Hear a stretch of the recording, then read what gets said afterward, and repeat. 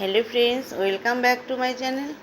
আজ আমি রান্না করছি। এখানে দেখো ছোট মাছ, এগুলো হচ্ছে লোকাল মাছ। তো এগুলো এখন একটু ধুয়ে নিব ভালো করে। তো ধুয়ে নিয়ে তারপরে এর মধ্যে লবণ হলুদ মাখিয়ে নিচ্ছি এখন। আর এদিকে আলুগুলোতে লবণ হলুদ মাখিয়ে আলুটাকে ভেজে নিচ্ছি।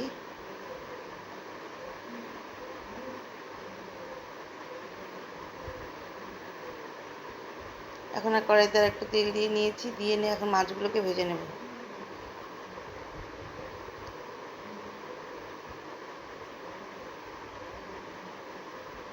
এভাবে সব মাছগুলোকে ভেজে নেব।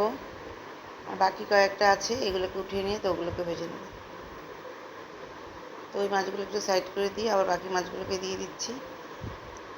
মাছগুলো ভাজা হয়ে গেছে। এখন আমি কড়াইতে বসিয়েছি। এখন কড়াইয়ের মধ্যে আমি কালো জিরা ফোড়ন দিয়ে নিয়ে এখন এর মধ্যে পটলগুলোকে ভেজে নিচ্ছি। ভেজে উঠিয়ে নিয়েছি। এখন এর মধ্যে পেঁয়াজ দিয়ে দিলাম, কুচানো পেঁয়াজ দিয়ে একটা তেজপাতা দিয়ে দিলাম।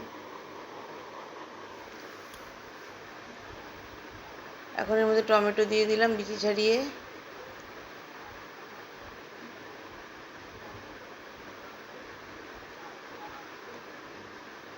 এখন এর মধ্যে কাঁচা লঙ্কা বাটা, শুধু কাঁচা লঙ্কা বাটা দিলাম, মানে পাকা পাকা কাঁচা লঙ্কা আছে সেটা। আর এখন এর মধ্যে পেঁয়াজের পেস্ট দিয়ে দিলাম আর লবণ হলুদ দিয়ে দিলাম।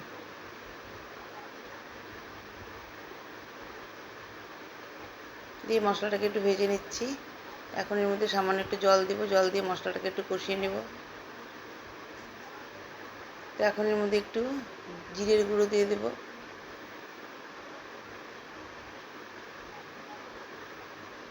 দিয়ে মশলাটাকে আবার ভালো করে মিশিয়ে নিচ্ছি, নিয়ে কষিয়ে নিয়ে এখন এর মধ্যে পটল আর আলুটা দিয়ে এখন একটু গরম জল দিয়ে দিলাম। গরম জল দিয়ে ফুটিয়ে নিয়ে এখন মাছগুলোকে দিয়ে দেব।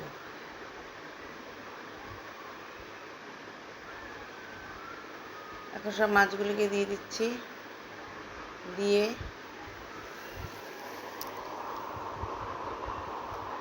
এখন ভালো করে মিশিয়ে নেব। একটু ফুটিয়ে নিয়ে তারপরে নামিয়ে নেব।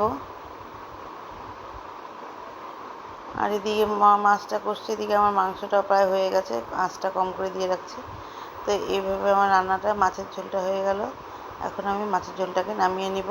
তো বন্ধুরা, তোমরা সবাই ভালো থেকো, সুস্থ থেকো এবং সবাই যেন আমার পাশে থেকো। নমস্কার।